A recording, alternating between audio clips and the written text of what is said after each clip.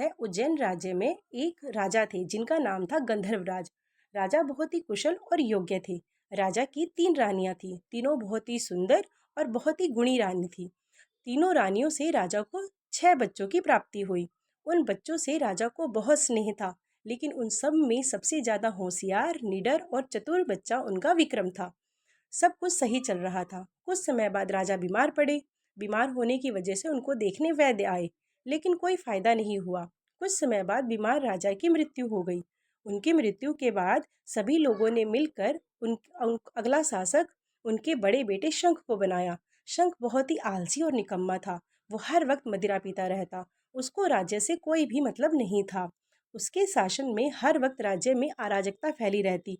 हर तरफ अफरा तफरी का माहौल रहता और सभी लोग बहुत दुखी रहते। मौका पाकर विक्रम ने राज्य को बचाने के लिए उस पर आक्रमण कर दिया और विक्रम ने सैनिकों के साथ मिलकर सबके सामने उसकी हत्या कर दी। उसकी हत्या करने के बाद विक्रम खुद राजा बने और उन्होंने सबको साथ लेकर काम किया और राज्य को अच्छे से चलाने लगे। कुछ समय बाद एक संत उनसे मिलने आए। संत ने राजा को एक सेब दिया और कहा कि इसको जाके अपने खजाने में जमा करवा दो, पर मुझसे कुछ पूछना नहीं। राजा ने ऐसा ही किया। सैनिक को फल दिया और सैनिक ने फल खजाने में जमा कर दिया। अगले दिन संत फिर से आए, फिर से राजा को सेब दिया और यह काम लगातार 10 दिन तक चला। लेकिन 10वें दिन सैनिक ने फल खजाने में ना जमा करवाकर एक बंदर को दे दिया। बंदर ने जैसे ही फल खाया, उसमें से एक बहुत बड़ा हीरा निकला। हीरा इतना बड़ा था जिसकी कीमत राजा के खजाने के बराबर थी। सैनिक तुरंत जाकर हीरा राजा विक्रम को दिखाने लगा। जब अगले दिन संत आए तो विक्रम ने पूछा कि महाराज, आपने मुझे इतना बड़ा हीरा क्यों दिया है? तब संत ने कहा कि आप मुझसे वादा करो कि आप मेरी सहायता जरूर करोगे। इसके लिए आपको शमशान घाट आना पड़ेगा। राजा तैयार हो गए। अगली रात को वो शमशान घाट पहुंचे। जैसे ही संत ने विक्रम को वहां देखा, वो बहुत खुश हुआ। उसने उसको बताया कि उसे एक साधना करनी है जिसके लिए उसको बैताल की आवश्यकता है, जो कि जंगल में रहता है। तुम्हें उसको लेकर आना पड़ेगा।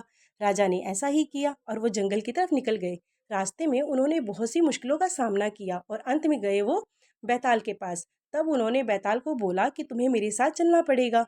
तब बैताल ने कहा कि वो ऐसे नहीं जाएगा, उसकी कुछ शर्तें हैं। शर्तें ये थी कि राजा पूरे रास्ते बात नहीं करेंगे और वही तभी बोलेंगे जब बैताल कहेगा, और उनको उसके हर प्रश्न का सही उत्तर देना पड़ेगा। एक भी प्रश्न का अगर गलत उत्तर हुआ तो वो दोबारा जाकर उसी पेड़ से लटक जाएगा और राजा को ये सारा काम फिर से करना पड़ेगा। तो ऐसे शुरू हुई विक्रम और बैताल की कहानी।